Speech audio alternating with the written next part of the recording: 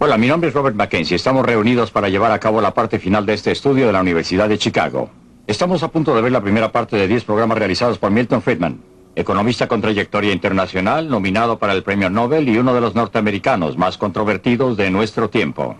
En las semanas por venir serán analizadas aquí las series realizadas por Friedman. Los famosos e influyentes personajes aquí presentes, tanto hombres como mujeres, tendrán mucho que decir acerca de los puntos de vista de Friedman referente a la sociedad en que vivimos hoy, sus fallas y enfermedades. Se han realizado estas series basadas en los puntos de vista de Friedman en cuanto a nuestra sociedad y cómo la manejamos. Muchos están en desacuerdo con sus ideas y otros son extremadamente entusiastas admiradores de estas. De una manera u otra, estoy muy ansioso de oír lo que Friedman está por decirnos.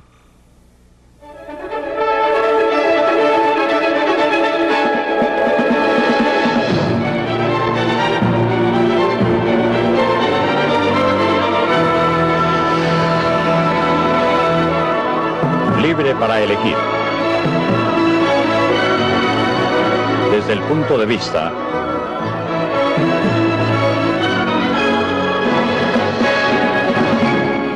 de Milton Friedman. Es una mañana preciosa en el área metropolitana de Nueva York. El poder del mercado. Los cielos están asoleados, con un poco de nubosidad sobre el extremo oeste de Long Island, observándose algo de neblina. Anteriormente esto era un pantano cubierto de bosques. Los indios Canarsie que vivían aquí negociaron las 22 millas cuadradas de la empapada isla de Manhattan con los holandeses por géneros y chucherías por valor de $24. Los recién llegados fundaron una ciudad, Nueva Ámsterdam, al borde de un continente vacío. En los años siguientes se convirtió en un imán para millones de personas de a través del Atlántico. Gente que era impulsada por el miedo y la pobreza, que era atraída por la promesa de libertad y abundancia. Se dispersaron a través del continente y edificaron una nueva nación con su sudor, su esfuerzo y su visión de un futuro mejor. Por primera vez en sus vidas, muchos eran verdaderamente libres para dedicarse a sus propios objetivos, y esa libertad dio origen a las energías humanas que crearon los Estados Unidos. Para los inmigrantes que fueron saludados por esta estatua, América era verdaderamente una tierra de oportunidades.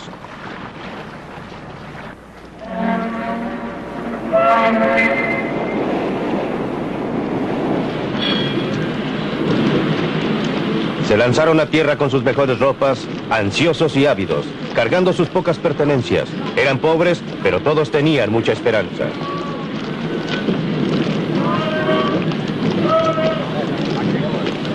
Cuando llegaron encontraron, según ocurrió a mis padres, no una vida fácil, sino una vida muy dura. Pero muchos tenían amigos y parientes para ayudarles a comenzar, para ayudarles a formar un hogar, obtener un trabajo y establecerse en el nuevo país.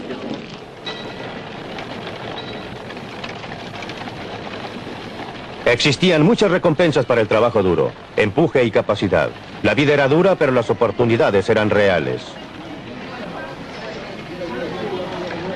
Existían pocos programas de auxilio gubernamental a que recurrir y nadie los esperaba, pero también había pocas restricciones y ningún reglamento, ninguna licencia que conseguir, ningún permiso a obtener, ningún papeleo que los restringiera. En realidad encontraron un mercado libre y la mayoría de ellos florecieron aquí. Mucha gente todavía llega a los Estados Unidos impulsada por las mismas presiones y atraída por la misma promesa. Usted los puede encontrar en lugares como este. Es Chinatown, en Nueva York, uno de los centros de la industria de la ropa. Un lugar donde cientos de miles de recién llegados han probado la vida en el nuevo país por primera vez. La gente que vive y trabaja aquí es igual a los primeros colonizadores. Quieren mejorar su suerte y están dispuestos a trabajar duro para lograrlo. Aunque no he estado a menudo en fábricas similares a esta, la conozco muy bien, porque esta es exactamente la misma clase de fábrica donde mi madre trabajó cuando llegó por primera vez a este país, a la edad de 14 años, hace casi 90. Y si no hubieran existido fábricas como esta en ese momento en que ella pudo comenzar a trabajar y ganar un poco de dinero, no habría podido venir, y en caso que yo existiera, sería un ruso o un húngaro en vez de un americano. Por supuesto que ella no se quedó aquí por mucho tiempo, se quedó hasta que aprendió el idioma. Mientras desarrollaba algún sentimiento por el país y gradualmente pudo crearse a sí misma una vida mejor.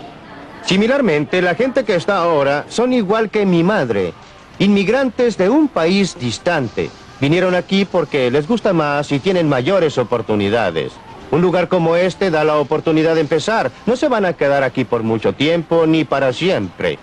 Al contrario, ellos y sus hijos se crearán una vida mejor a medida que aprovechen las oportunidades que les proporciona un mercado libre.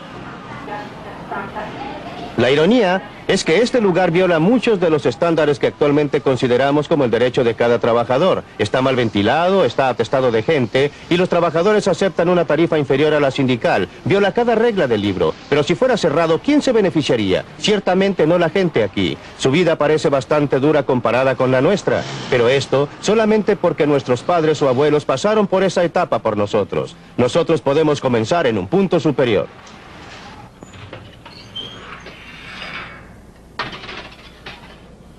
El padre de Frank Visali tenía 12 años cuando llegó solo a los Estados Unidos. Llegó de Sicilia. Eso ocurrió hace 53 años. Frank es un dentista exitoso con esposa y familia. Viven en Lexington, Massachusetts.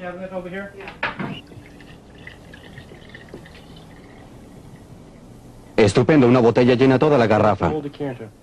No existe duda en la mente de Frank lo que la libertad combinada con la oportunidad significó para su padre y luego para él, o lo que pensarían sus abuelos si pudieran ver cómo él vive ahora.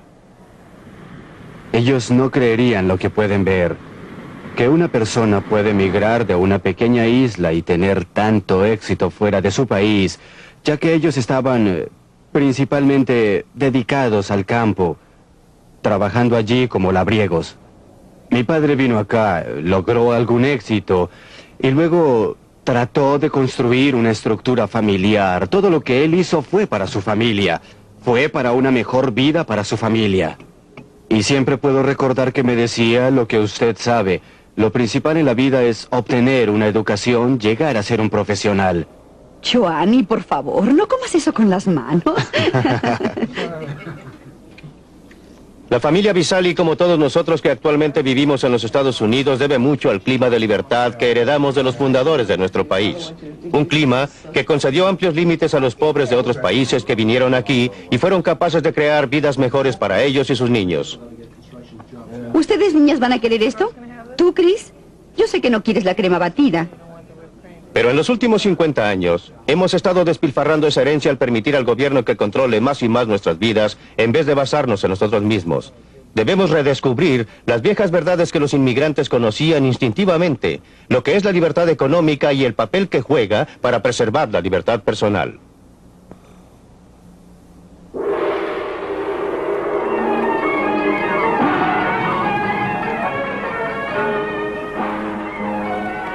Por eso vine aquí, al Mar del Sur de la China. Es un lugar donde existe un experimento casi de laboratorio respecto a lo que ocurre cuando el gobierno se limita a sus propias funciones y da libertad a la gente para que trate de obtener sus propios objetivos. Si usted quiere ver cómo el mercado libre realmente trabaja, debe venir a este lugar. Hong Kong, un lugar que carece casi totalmente de recursos naturales. Casi lo único que se puede nombrar es un gran puerto, pero la ausencia de recursos naturales no ha impedido un rápido desarrollo económico.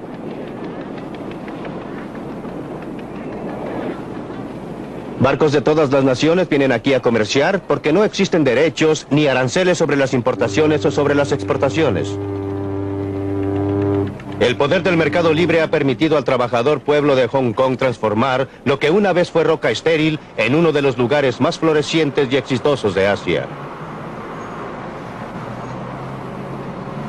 Aparte de su puerto, el único otro recurso importante de Hong Kong es la gente. Más de 4,5 millones de habitantes. Igual que América hace un siglo, Hong Kong en los últimos decenios ha sido un asilo para gente que buscaba la libertad para aprovechar sus capacidades al máximo. Muchos de ellos son refugiados de países que no permiten la libertad económica y política que se da por sentada en Hong Kong. A pesar de un rápido crecimiento de la población, a pesar de la falta de recursos naturales, el estándar de vida es uno de los más altos en toda el Asia.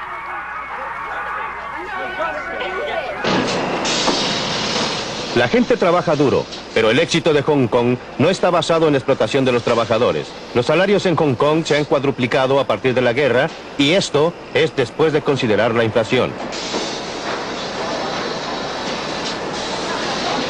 Los trabajadores son libres de trabajar las horas que deseen, libres de cambiarse a otros trabajos si lo desean. El mercado les da esa elección. También determinan lo que fabriquen.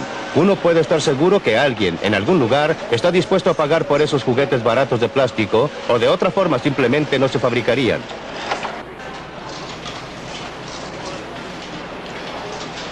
La competencia de lugares tales como Corea del Sur y Taiwán ha hecho que los productos baratos sean menos rentables, y por eso, los hombres de negocios de Hong Kong se han estado adaptando.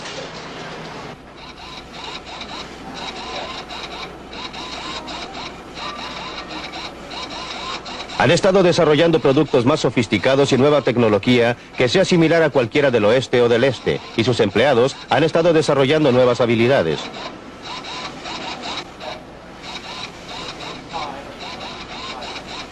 Hong Kong no se detiene jamás. Siempre hay algún negocio que hacer, alguna oportunidad que debe ser aprovechada. Por mucho tiempo ha sido un centro de turismo y el paraíso del comprador, y actualmente es uno de los centros comerciales del este. Es la gente común de Hong Kong la que se beneficia de todo ese esfuerzo y empresas.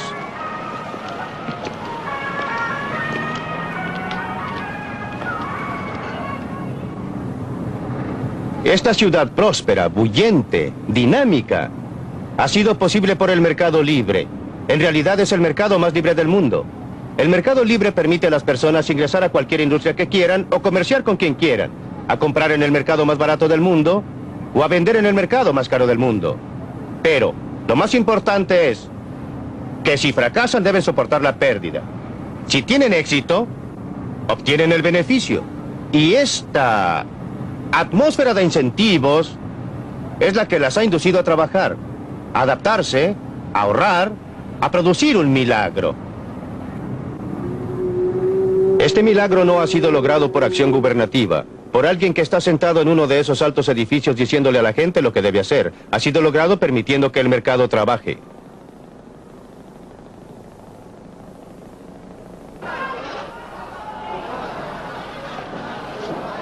Camine por cualquier calle de Hong Kong y verá las fuerzas impersonales del mercado en operación. El señor Chong fabrica contenedores de metal. Nadie se lo ha ordenado. Lo hace porque ha descubierto que le va mejor en esa forma que haciendo cualquier otra cosa. Pero si la demanda por los contenedores de metal disminuye, o si alguien descubre una forma más barata de hacerlos, el señor Chang pronto recibirá el mensaje. Unas pocas puertas más allá, la firma del señor Yu ha estado haciendo trajes de novia tradicionales de Cantón durante 40 años. Pero la demanda por estos trajes complicados está disminuyendo. La firma ya lo sabe y está buscando otro producto.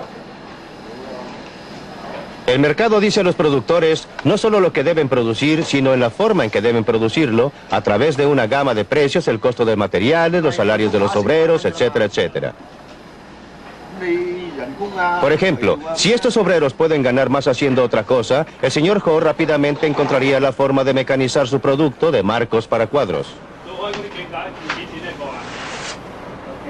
Dentro de esta tienda china de medicinas se está desarrollando una transacción del mercado. La confianza del cliente en que esta prueba que parece dolorosa le ayudará no se basa en ningún certificado oficial de la capacidad del osteólogo. Viene de la experiencia propia o de sus amigos. A su vez, el médico lo trata no porque le haya sido ordenado, sino porque será pagado. La transacción es voluntaria. Y así, ambas partes deben esperar beneficiarse o de otra forma no tendría lugar.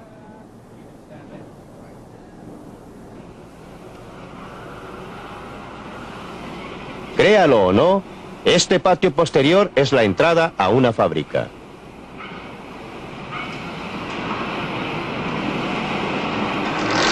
Los obreros que aparecen aquí están entre algunos de los mejores pagados de Hong Kong. Hace calor, está húmedo y hay mucho ruido. Los obreros son altamente capacitados y por eso perciben salarios altos. Podrían convencer a su empleador que mejore las condiciones laborales ofreciendo trabajar por menos. pero prefieren aceptarlas, obtener los sueldos altos y gastarlos a su gusto. Esa es su elección. La mejor declaración conocida de los principios de un mercado libre, la clase de mercado libre que opera en Hong Kong, fue escrita al otro lado del mundo.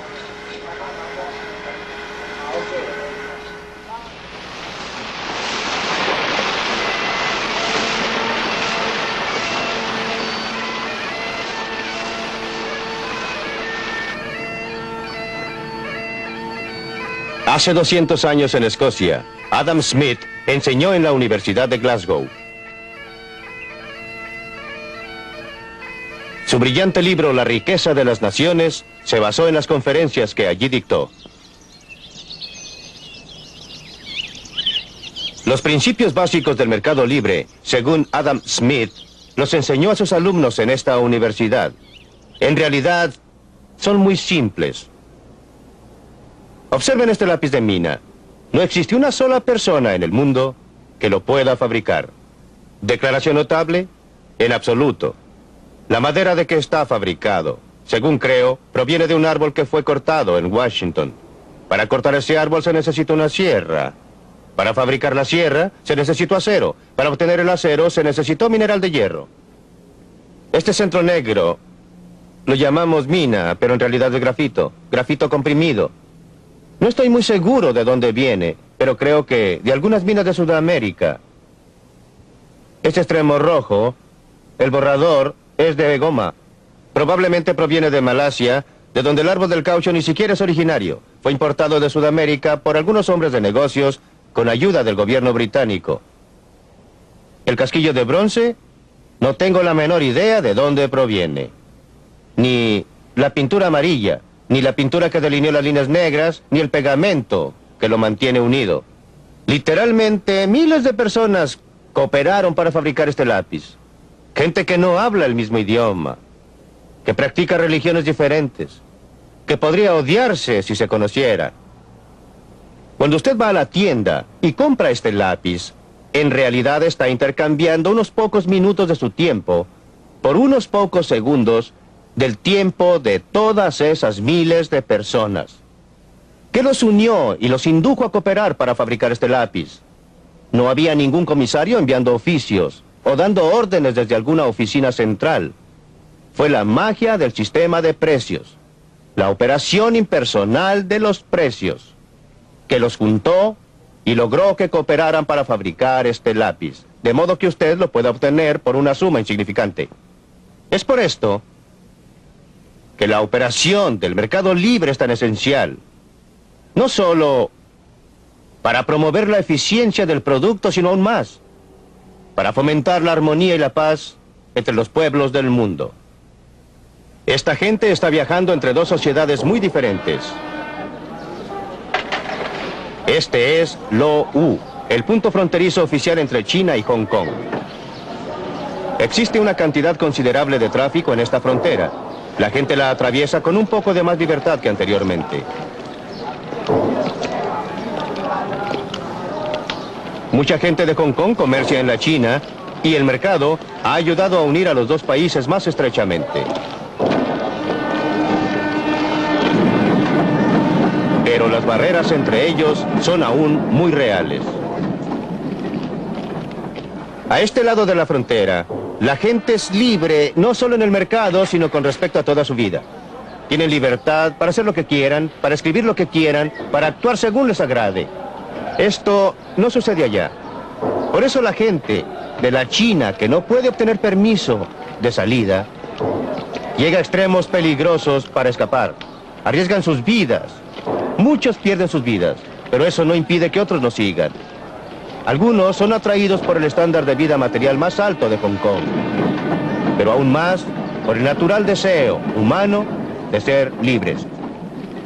La gente que obtiene permiso oficial para abandonar la China es muy afortunada. Podrán gozar de los beneficios de la libertad económica que encontrarán en Hong Kong.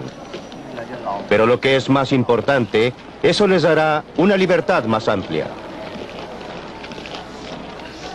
La libertad humana y política nunca ha existido y no puede existir sin una gran medida de libertad económica. Aquellos de entre nosotros que hemos tenido la suerte de haber nacido en una sociedad libre, tendemos a tomar la libertad, a considerarla como el estado natural de la humanidad. No lo es. Es una cosa singular y preciosa. La mayoría de la gente a través de la historia, la mayoría de la gente actualmente, ha vivido bajo condiciones de tiranía y miseria, no de libertad y prosperidad. La demostración más clara de lo mucho que la gente aprecia la libertad es la forma en que votan con sus pies, cuando no tienen otra forma de votar.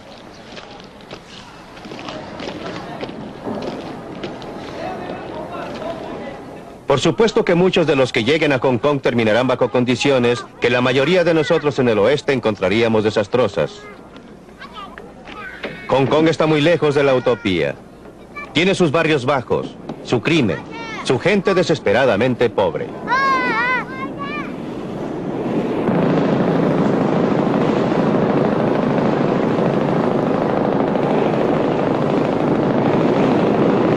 Pero la gente es libre. Después de todo, ese es el motivo por el cual muchos han venido aquí, a pesar de tener que vivir en barcos vivienda que se filtran en uno de los numerosos pequeños puertos de Hong Kong. Aquí tienen libertad y oportunidad de progresar, de mejorar su suerte, y muchos lo logran.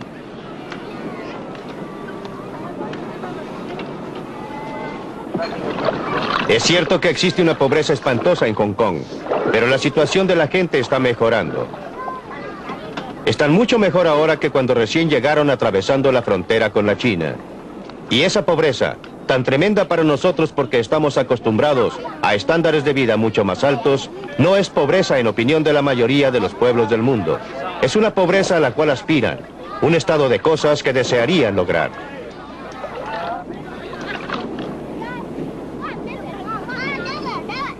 Existe una enorme cantidad de pobreza en todo el mundo. No existe sistema perfecto. No hay ningún sistema que vaya a eliminar completamente la pobreza, en cualquier área. La cuestión es, ¿qué sistema presenta mayores oportunidades? ¿Cuál es la mejor forma en que la gente pobre pueda mejorar sus vidas? Y a este respecto, la evidencia de la historia habla con una sola voz. No conozco ninguna excepción a la proposición, que dice que mientras más libre sea el sistema, mejor ha estado la gente pobre y común. Pregúntese qué es lo que garantiza a estos obreros del vestuario en Hong Kong un buen sueldo. No a los altos estándares occidentales, pero suficientemente alto para permitirles vivir mucho mejor que la mayoría de los pueblos del mundo. No es el gobierno o los sindicatos quienes lo logran. Estos trabajadores están bien porque existe competencia para sus trabajos y habilidades.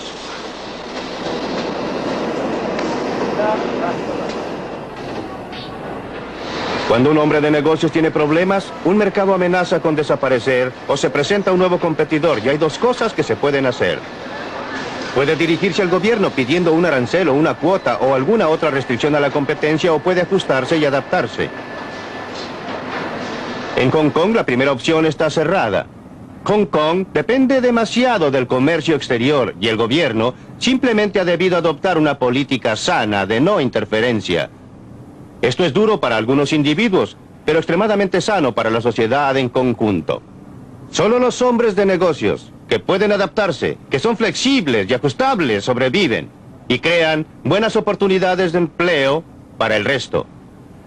La ausencia total de aranceles o cualquier otra restricción al comercio es uno de los principales motivos porque Hong Kong ha podido proporcionar un estándar de vida que crece rápidamente. Aún la China comunista reconoce el éxito de Hong Kong. Se ha instalado aquí y ahora acepta el símbolo universal del capitalismo. El Banco de China, el banco oficial de la China comunista, es el mayor banco de Hong Kong. No hay duda que la China comunista reconoce el poder del mercado. En todo esto, el gobierno de Hong Kong ha tenido un rol importante, no solo por lo que ha hecho, sino por lo que ha dejado de hacer. Ha asegurado que se cumpla con las leyes y los contratos. Ha proporcionado las condiciones para que pueda operar un mercado libre. Pero lo que es más importante, no ha tratado de dirigir las actividades económicas de la colonia.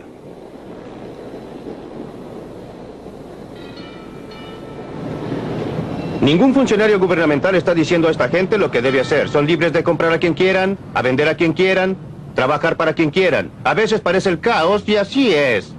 Pero por debajo está altamente organizado por las fuerzas impersonales de un mercado libre. ¡Hay muy buenos huevos frescos! ¡Pollo! ¡Pollo con sus patas! ¿Usted sabe de dónde provienen estos huevos? Directamente del pollo. No me haga preguntas y no le diré mentiras. Las fuerzas impersonales de una plaza libre operando aquí en los Estados Unidos. La clave son los precios. Los precios que la gente está dispuesta a pagar por los productos determinan lo que se producirá. Los precios que deben pagar por las materias primas, por los salarios de los obreros, etcétera, determinan la forma más barata de producir las cosas. Entre otras, estos mismos precios, los salarios de los obreros, el interés sobre el capital, etcétera, determinan cuánto cada persona gasta en el mercado. Es tentador tratar de separar esta función final de los precios de las otras dos. Pensar que en una forma u otra se pueden usar los precios para transmitir la información respecto a lo que debe ser producido y cómo debe ser producido, sin usar estos precios para determinar lo que obtiene cada persona. En realidad, la actividad del gobierno durante los últimos decenios ha estado dedicada casi exclusivamente a esto. Si lo que la gente obtiene no va a ser determinada por lo que produce, y cómo lo produce, y con cuánto éxito trabaja, ¿qué incentivo existe para que actúen de acuerdo con la información que es transmitida? Existe una sola alternativa, la fuerza. Algunas personas que digan a otras lo que deben hacer. No tenemos, señoras. Vengan aquí. ¿Qué va a llevar? Dígame, Tenemos ¿qué va a llevar? perejil a 30 centavos. Aproxímense. Aquí Aproxímense a comprar. Llévele aquí. Esto está más fresco. Llévelo, llévelo. Está más fresco. ¡Dos brócolis por $1.50! Todo fresco. ¿Cuánto le voy a dar? Por Dios, mire lo que tengo. Tomates verdaderamente buenos, muy ricos. Venga y pruebe uno. ¿Qué le voy a hacer? Uno de estos tomates, no se arrepentirá. Usted come gratis aquí. Sí, está Vamos, rico coma. esto. No le cobramos. Almuerce gratis. Pruebe estos ricos tomates. Pruébelos. Pruebe Ya estos sé tomates, lo que voy a señor. hacer. El principio fundamental de una sociedad libre es la cooperación voluntaria. El mercado económico, comprando y vendiendo, es un ejemplo, pero la cooperación voluntaria es mucho más amplia que esto. He aquí un ejemplo que a primera vista parece lo más lejano posible, el idioma que hablamos. Las palabras que usamos, la estructura compleja de nuestra gramática, ninguna oficina gubernamental la diseñó. Se originó en la interacción voluntaria de gente que quería comunicarse entre sí. O considere algunas de las grandes conquistas científicas de nuestra era como los descubrimientos de un Einstein o Newton, los inventos de Thomas Alva Edison o Alexander Graham Bell, o considere aún las grandes actividades caritativas de Florence Nightingale o Andrew Carnegie. Esto no fue efectuado cumpliendo con las órdenes del gobierno. Fueron hechos por individuos que estaban interesados en lo que hacían, desarrollaban sus propios intereses y cooperaban entre sí. Esta clase de cooperación voluntaria está tan asentada en la estructura de nuestra sociedad que tenemos que considerarla natural. Pero el total de nuestra civilización occidental es la consecuencia involuntaria de esta clase de cooperación voluntaria, de gente que coopera entre sí para desarrollar sus propios intereses, pero que al hacerlo edificó una gran sociedad.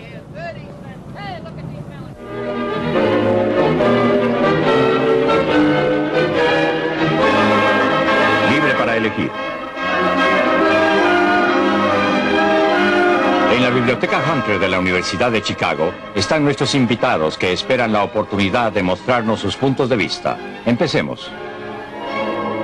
Me pareció que estaba diciendo que la edad dorada de América, cuando realmente era una tierra de oportunidades, fue a fines del siglo XIX a comienzos del siglo XX, cuando no existían reglamentos, permisos o papeleo. Yo alegaría que el gobierno tuvo un rol decisivo en una enorme concesión a los ferrocarriles para crear una economía capitalista norteamericana. En segundo lugar, en esa edad dorada descubrirá que el gobierno intervenía constantemente en una forma muy característica, usaba tropas contra los huelguistas.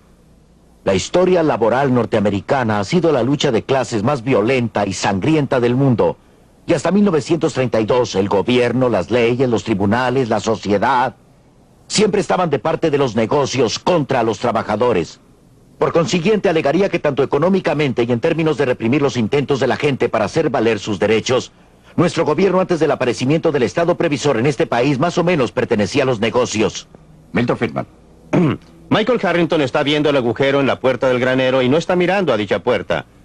Resulta que durante todo ese periodo el gobierno en realidad intervenía de tiempo en tiempo y generalmente para hacer daño. Estoy de acuerdo con él que la intervención del gobierno principalmente no era buena en los aranceles, por ejemplo. Por otra parte, durante todo ese periodo los gastos gubernamentales, los gastos federales, los gastos del gobierno central nunca fueron superiores al 3% de la renta nacional. Eran triviales. Las concesiones de tierra a los ferrocarriles fueron un factor de menor importancia y yo no los apruebo. No estoy diciendo que fueran buenos, pero eran un factor muy insignificante. Hay que tener un sentido de las proporciones y esto se refiere a toda la discusión. No soy un anarquista. No propicio la eliminación del gobierno. Creo que necesitamos un gobierno, pero un gobierno que establezca un marco y reglas bajo las cuales los individuos, trabajando en pos de sus propios objetivos, puedan trabajar juntos y cooperar entre sí, y trabajen y cooperen, pero no solo en lo económico. Quiero llevarlo a esa teoría de que estábamos menos regulados a fines del siglo XIX y comienzos del XX porque, recuerde, la analogía del taller donde se imponía un trabajo excesivo proviene de allí cuando no existía ningún intento de restringir las horas de trabajo o regular las condiciones laborales. Pues bien, ¿acepta usted esta visión de ese periodo? Creo que es necesario contrastar lo que ha ocurrido en el intertanto. No veo cómo podamos hablar de eso sin compararlo con el periodo de interinato. Usted habló respecto al hecho de que durante los últimos 50 años hemos dilapidado parte de nuestra herencia de libertad. Y creo que durante los últimos 50 años hemos conseguido una mayor libertad. Casi durante la mitad de ese tiempo trabajé para una de las compañías industriales mayores del mundo, la DuPont Company. Así pude involucrarme en el lanzamiento de nuevas empresas y llegué a conocer bien al sistema de libre empresa, al cual respeto mucho.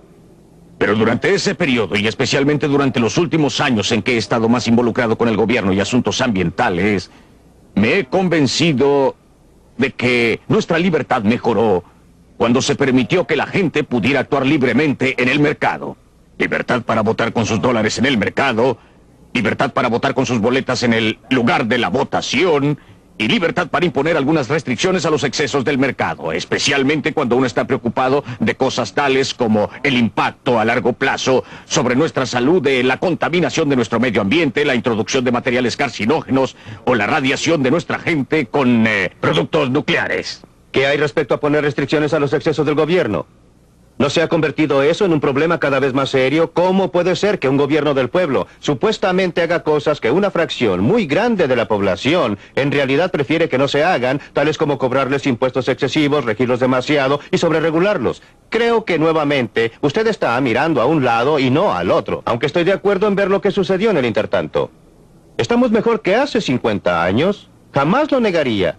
Pero estamos parados sobre los hombros de la gente que vivió antes de nosotros y debemos observar lo mucho que lograron desde su punto de partida. Ese fue el periodo en que tuvimos el tremendo influjo de inmigrantes del exterior. Millones y millones y millones de ellos. Cuando abrimos un nuevo continente, cuando teníamos logros. Milton, usted dice, sin embargo, que existe algún sentido en que preferiría volver a esas circunstancias donde no existía ninguna regulación del trabajo de la fábrica, ningún horario, ninguna limitación de horas trabajadas. ¿Quiere volver a eso o dice que era un escalón de donde estamos ahora?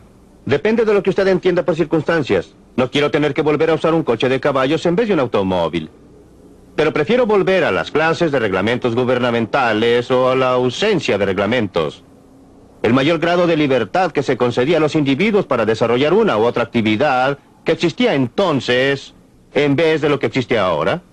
Creo que en realidad nuestros jefes industriales han sido arrastrados hacia el futuro gritando. Resistieron las leyes sobre el trabajo infantil, resistieron la previsión social, los sindicatos y ahora el movimiento ambiental. Una vez que el gobierno los forzó a prestarle atención por la votación de la gente en la cabina o lugar de votación, entonces los jefes industriales, los jefes comerciales, prestaron atención a estas reglas y en la mayoría de los casos las han cumplido muy bien. Perdóneme. Bob Galvin, díganos, ¿es justa esa declaración?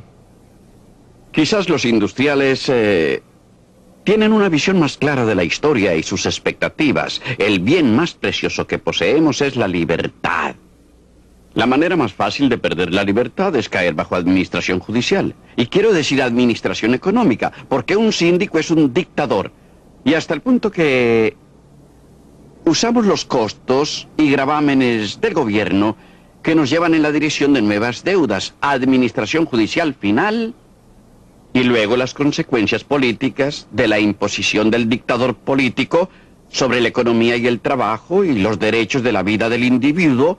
Quizás los industriales pueden ver más lejos respecto a las consecuencias de todo esto. Harrington, creo dos cosas. Una, considerar la libertad positivamente. Creo que la gente mayor de 65 años en los Estados Unidos son más libres hoy día debido al servicio de asistencia médico-social. Y no creo que la libertad para morirse por falta de medicina era algo muy bueno. En segundo lugar, con relación a los industriales, creo que una de las cosas más sorprendentes de la historia norteamericana es que cuando Franklin Roosevelt estaba salvando al sistema de sí mismo, los beneficiarios principales lo insultaban por ser un traidor a su clase. En realidad fue la salvación de esa clase. Y creo por consiguiente que si ustedes observan nuestra historia encontrarán una tremenda miopía de parte de los industriales y descubrirán que los aumentos positivos en nuestra libertad, lo que es bastante interesante, no han venido de nuestros graduados de las universidades, sino a menudo de la gente, no de la mejor gente. Han venido de los trabajadores, han venido de gente pobre, de los negros, hispanos y similares. Milton, quiere usted replicar, pero ¿por qué nos llevó a Hong Kong a probar algo?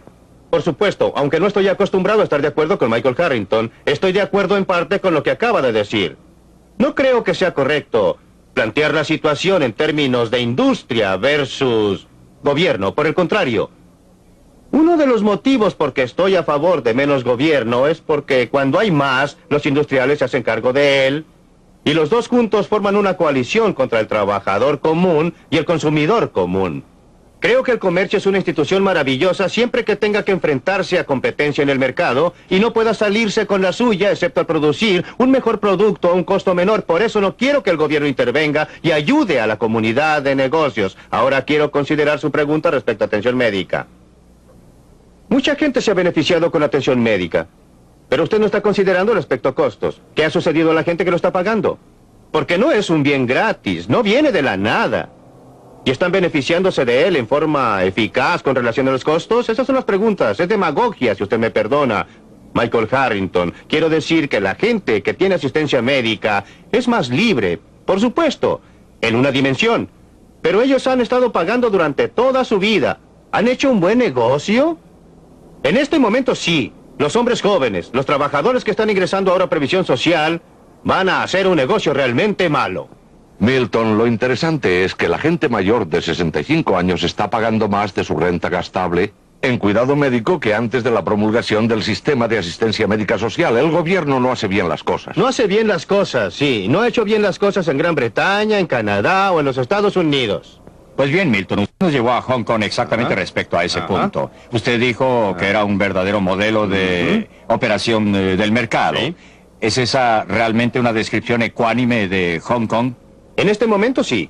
No es... Nuevamente no existen cosas que sean 100% en un sentido y 100% en el otro. Todo está mezclado. Hong Kong tiene un gobierno y sucede que es un gobierno. En este caso no existe democracia en Hong Kong. Es dirigida desde Gran Bretaña, es una colonia de la corona británica y el gobernador general inglés, etcétera, y el ministro de Finanzas la rigen. Pero la situación en Hong Kong es que existe muy poca regulación de la industria de parte del gobierno. Existe un comercio libre total. No existen aranceles, no existen subsidios de exportación, no existen restricciones para la compra y venta de monedas. De modo que es lo más cercano a un mercado totalmente libre que se puede encontrar actualmente en el mundo, y no existe duda que los principales beneficiarios han sido las personas con bajas rentas, la gente pobre que llega a Hong Kong en cientos de miles y de millones de la China roja y siguen tratando de llegar ahí. Eso se refiere a la pregunta de Michael Harrington respecto de si un sistema industrial, un sistema libre de empresas, un sistema que los pobres sufren bajo los talones de los industriales rapaces, que es lo que le preocupa. Entonces, ¿cómo explica el éxito en Hong Kong? El punto en que la gente continúa votando con sus pies para ir allá. No nos está pidiendo que convirtamos a los Estados Unidos en un Hong Kong gigante, o sea, un taller donde se trabajan horas excesivas. Usted reconocerá que existe el desarrollo histórico de una economía y que lo que puede ser correcto para una etapa en el desarrollo de una economía puede no serlo para otra. ¿No es el asunto a donde vamos desde aquí? ¿qué decisión pragmática debemos adoptar respecto a la dirección de la economía norteamericana? ¿Debe ser hacia más y más gobierno o debe ser mantener un balance adecuado entre la libertad de elección y la intervención gubernamental? Nuevamente el problema es distinguir dos cosas. Esto nos lleva a un comentario anterior que hicimos. Las circunstancias en términos de las disposiciones físicas y las circunstancias en términos de las reglas que guían a la sociedad. Ahora, en el caso de Hong Kong, por supuesto, no estoy pidiendo que aglomeremos a nuestra población en una densidad similar a la que tiene Hong Kong. Hong Kong es un ejemplo maravilloso justamente porque sus circunstancias físicas son terribles en ese lugar. A la gente de Hong Kong le encantaría irse a otro lugar con aglomeraciones menores y otra gente los dejara entrar. Este es el problema de la inmigración, que es una restricción muy importante sobre la libertad humana. En el periodo anterior a 1913, teníamos libertad de inmigración en un 100% en los Estados Unidos. No existe ahora, pero volvamos a su pregunta. ¿Usted cree que Hong Kong existiría si no estuviera contigua a la China comunista? Hong Kong existiría. Es muy dudoso que tendría las políticas que tiene ahora si no estuviera contigua a la China comunista. Pues bien, para contestar a su pregunta directamente, sí. Estoy a favor de que los Estados Unidos tengan, no las circunstancias físicas, pero las políticas que ha tenido Hong Kong de cero aranceles, comercio totalmente libre, ninguna restricción en las exportaciones, ninguna restricción en las transacciones monetarias. Un grado mucho mayor, un grado mucho menor de regulación gubernamental. Yo estoy de acuerdo con lo que Russell Peterson dijo antes, que existen efectos de terceros. Hay cosas tales como la contaminación. La cuestión es si las estamos manejando y no lo creo. Quiero que Bob participe en esto. Bob, respecto al comienzo de la agenda de Milton, ningún arancel, por ejemplo, ninguna restricción, ninguna cuota. Ahora bien, los negocios, los grandes negocios, ¿aceptarán esa clase de política? Creo que las grandes empresas y todas las empresas podrían aplicar esa clase de política si encontramos el factor apropiado de equilibrio. Pues en el resto del comercio mundial, cuando negociamos fuera de nuestras fronteras y a medida que otros llegan, debemos comerciar con instituciones socializadas. Esa es una clase de institución muy diferente a la institución privada. La institución privada obviamente puede operar más eficientemente si no se le impone un precio artificial de la institución socializada allende los mares. Por eso creo que debe existir no el proteccionismo, sino que debe haber una regla internacional básica que impida a la institución socializada subsidiar y aprovecharse de la institución privada. ¿Incluye usted a los 9 países del mercado común, sin embargo, como países socialistas, o está dispuesto a tener competencia de los 9 países del mercado común? Los 9 países del mercado común europeo se dedican a la más dramática de las instituciones socializadas. No estoy de acuerdo con él. Nos estamos dañando al restringir el comercio exterior. Otros países se están dañando a sí mismos y a nosotros por las medidas que usted describe. Pero solo nos estamos dañando más si los imitamos. No creo, Dr. Friedman, que su madre obtendría un trabajo de costura hoy en América si no existiera ningún arancel. Lo que ocurriría es que no habría ningún trabajo de costura en América y haríamos computadoras. Pero existirían otra clase de trabajo si ella obtendría trabajo como una empleada a nivel bajo en una fabricación de computadoras. Sí, aunque usted enfrenta el problema que tanto un hombre de negocios muy importante y un diputado conservador muy importante no aceptan su receta de barrer con... Pero por supuesto, los dos enemigos mayores, yo diría, los enemigos mayores de la libre empresa y la libertad en el mundo, han sido por una parte los industriales y por la otra la mayoría de mis colegas académicos que terminan en el gobierno. Por razones opuestas, personas como Michael Harrington y mis colegas académicos quieren tener libertad. Quieren libertad de expresión, de escribir, para publicar e investigar, pero no quieren libertad para ninguno de estos terribles hombres de negocios. Pero los hombres de negocios son muy diferentes. Cada hombre de negocios quiere libertad para otra persona. Pero quiere privilegios especiales para sí mismo. Quiere un arancel del Congreso. Y el Congreso, bueno, la forma en que los diputados son elegidos es haciendo favores a los votantes. Y si en realidad usted eliminara totalmente los aranceles, si redujera los controles gubernamentales en este país a los que son actualmente, no creo que beneficiarían a nadie. Bueno, entonces... A un Barber Conable, por quien tengo muchísimo respeto, o Bob Galvin, a quien respeto, creo que al que beneficiaría sería Michael Harrington. Bien, preguntemos lo que quiere y usará el pueblo americano, porque usted está diciendo en realidad que el diputado está dando al pueblo lo que éste quiere. Ahora bien, ¿no está diciendo usted que la gente no quiere esto o no comprende su ventaja? Estoy diciendo que mi función y propósito total es tratar de persuadir a la gente que haga que una cosa diferente sea políticamente exitosa. Estoy tratando de persuadir a la gente que deje muy claro que los diputados que continúen con estas políticas van a perder sus puestos. Y si lo hacemos, los diputados no estarán buscando su propio beneficio. Están en un mercado, existe un mercado político. Ellos tienen un producto que vender y tienen que gustarle a sus clientes. Y estoy usando justamente la clase de propaganda que Bob Galvin y otras compañías utilizan. El gobernador Peterson. ¿Cómo enfrentaría usted ese problema, doctor Friedman? Sí. La gente decidió que quería aire fresco. Lo necesitábamos. Y así construimos la industria del aire acondicionado. Cientos de miles de puestos, enormes ganancias, y casi todos nosotros tenemos actualmente hogares, autos y oficinas con aire acondicionado. Luego la gente decidió que quería aire limpio, pero no podía comprarlo en el mercado. Y entonces votaron en los lugares de votación. Obtuvieron que sus representantes elegidos fueran al Congreso y dijeran, vamos a tener aire limpio. Pues bien, de la noche a la mañana, se creó un nuevo mercado y el sistema de libre empresa respondió a eso. Y actualmente existe una gran industria ambiental que obtiene ganancias y proporciona empleos. Pero también sirve esta necesidad pública de tener la libertad de respirar aire limpio. Usted subestima burdamente el grado en que el mercado privado es capaz de hacerlo. No es accidente que el aire, antes de tener ninguna de esta legislación, el aire y el agua son más limpios hoy en día en los Estados Unidos que lo que fue hace 100 años. Usted sabe que el automóvil agregó una clase de contaminación, pero eliminó otra clase de contaminación peor. Si usted considera el aspecto que tendrían hoy las calles de Nueva York, si todavía se transportara a la gente en vehículos tirados por caballos, tendría una contaminación a una escala que lo abismaría. Del mismo modo, no es por accidente que el aire esté más limpio y el agua más pura en los países que actualmente son los más adelantados. No es en Afganistán donde usted encontrará aire y agua sin contaminar. Es en los países desarrollados. Así, el mercado es un mecanismo mucho más útil que lo que la gente reconoce. Me gustaría volver al mundo real, porque en el mundo real no existe ninguna posibilidad de que los negocios norteamericanos, que son un sistema comercial que depende de la seguridad social, vaya a adoptar estas ideas.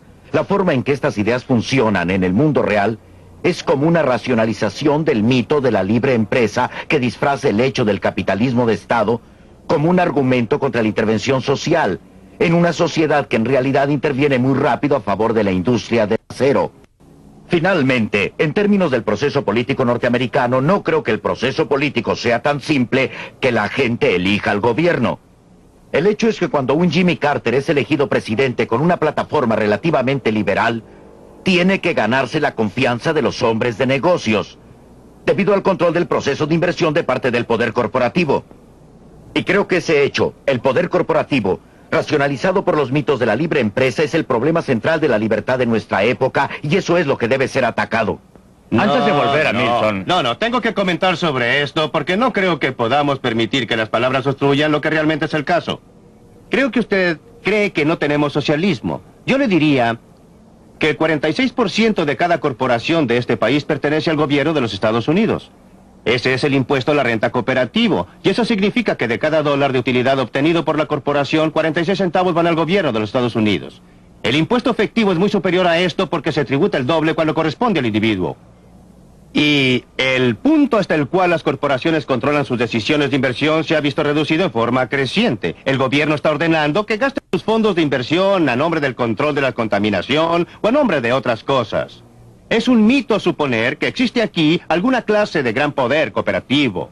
Hubo una época en que las corporaciones tenían mucho más influencia que ahora, pero actualmente son una minoría sitiada, me parece más bien una mayoría dominante. Me gustaría que los otros participaran en esto por un momento. ¿Cuál es el proceso para ustedes que quieren alejar al Estado o reducir la influencia gubernamental en la operación de la economía? Antes de dejar a Milton comentar al respecto, ¿qué haría usted como político activo, como otro político y como hombre de negocios? Personalmente creo que debemos controlar el crecimiento del gobierno en el futuro, poniendo un límite en los desembolsos del gobierno.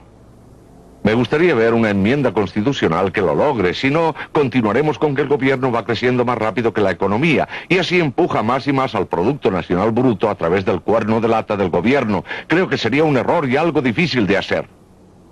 Espero que descubramos algún modo de hacerlo sin perder la libertad en absoluto. Gobernador Peterson, ¿puede ser? Creo que avanzaremos sustancialmente fomentando nuestra sociedad pluralista, estimulando y educando a más gente para que piense en forma global. Creo que uno de los grandes problemas de nuestro mundo es que los jefes del gobierno y la industria tienen poca visión. No miran el impacto a largo plazo de sus decisiones. Y en una democracia como la nuestra, la gente tiene el poder, igual como lo dicen los libros de estudio. Y si logra este entendimiento y conocimiento mayor, se va a preocupar de que los intereses especiales que eligieron a los funcionarios estén a tono, sean reelegidos. Y ellos observarán los puntos de vista a largo plazo, igual que la ciudadanía. Por eso estoy totalmente a favor de un impulso total para obtener esta libertad para votar en el lugar de votación, agregada a la libertad del mercado, porque es esta una combinación potente. Pero votar en el lugar de votación es una clase de libertad muy diferente a votar en el mercado. Cuando usted vota en el lugar de votación, es importante, pero es muy diferente. Cuando usted vota por un programa. Y si está en minoría, pierde. No obtiene lo que quiere. Cuando usted vota en el mercado, cada persona obtiene lo que quiere. Si usted vota, digamos, por... yo voto por una corbata verde y obtengo una corbata verde. Usted vota por una corbata azul, obtiene una corbata azul. En la cabina de votación... Si el 60% de nosotros vota por una corbata verde, usted tiene que usar una corbata verde. Pero el 40% puede tratar de influenciar la toma de decisiones por su cuenta. Sí, puede tratar de influenciar, claro, pero es un mecanismo muy diferente y menos eficiente para obtener el mismo rendimiento, los mismos resultados, de acuerdo con el gusto y preferencias personales. No importa qué auto compre, obtendrá aire sucio. Hay gente buena que corre con esta sociedad y la mayoría de la gente de que estamos hablando trabaja en algún lugar y sabe que su compañía está haciendo algo bastante bueno o está tratando de hacer algo bastante bueno. Creo que la gente va a comenzar a decir a sus líderes dónde se han equivocado y tratará de corregirlo por la acción directa de la caja de votos, Friedman. La gente en general es más conservadora y en particular es más liberal. Si usted pregunta a la gente qué piensa del gobierno, dirá, sáquenmelo de encima, menos impuestos. Si usted pregunta en particular con relación a la salud nacional, al empleo total, el gobierno es el empleador del último recurso. Respecto a la contaminación, hagan algo. Se publicó un artículo de Everett Latin Fortune hace un año, que no puede decirse que sea un diario radical de izquierda, que mostraba esta contradicción. Creo que existe actualmente en los Estados Unidos un rápido movimiento a la izquierda, a la derecha y al centro, que obviamente espero que no será resuelto por una reducción general cuyo objetivo sea principalmente la gente pobre y trabajadora, sino por una democratización creciente del poder económico y por una democratización creciente del gobierno. Creo que en esta complicada sociedad de enormes instituciones y burocracias, si hablamos de libertad, una cosa que me gustaría ver sería una ley que proporcione fondos para que cualquier minoría compre la investigación para contrarrestar a la mayoría. Si usted carece de la pericia, del conocimiento de tecnología hoy día, está fuera del debate.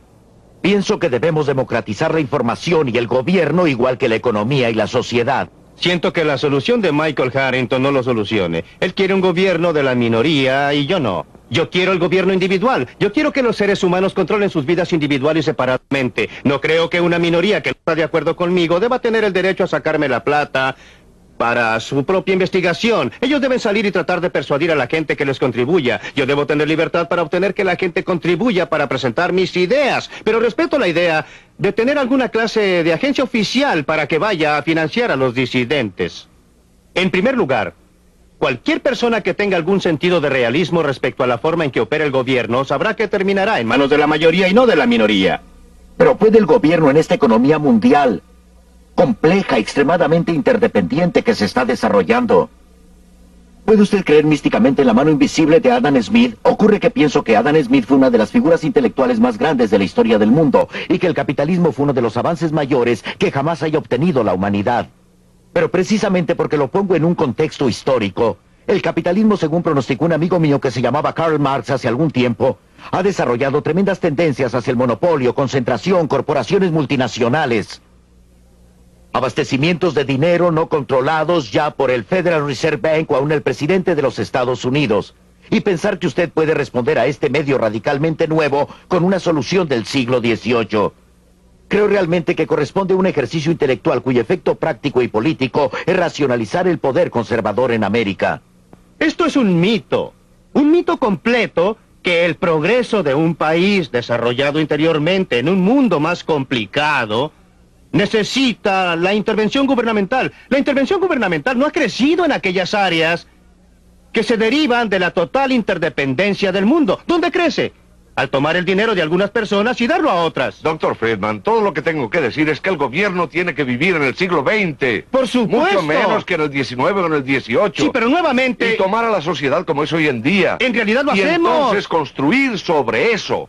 Para mí, la cosa decisiva en discusión aquí es una presentación mítica, no histórica, de una solución abstracta tomada del tiempo, que no considera la tremenda evolución de la sociedad capitalista, la tremenda interdependencia del mundo, el hecho que actualmente no solo tenemos una planificación económica nacional, sino que en la reunión cumbre de Tokio tenemos planificación económica internacional de los principales poderes capitalistas industriales.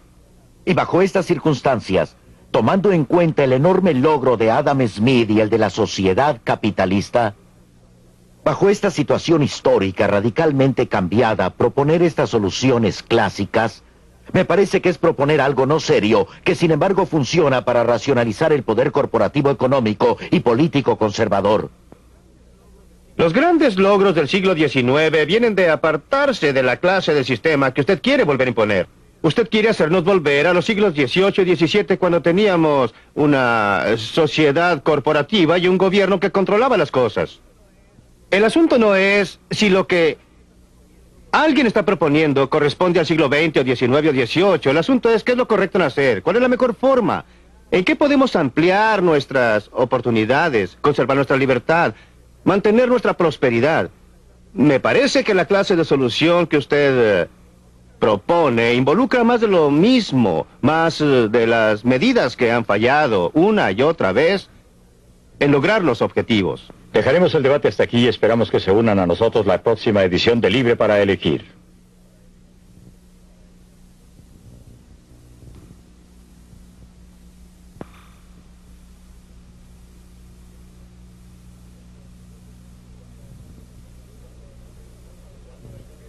Cuando el gobierno trata de controlar la economía, ¿qué es lo que no funciona? Milton Friedman observa estos problemas en compañía de gobernadores en ejercicio en Inglaterra, India y los Estados Unidos.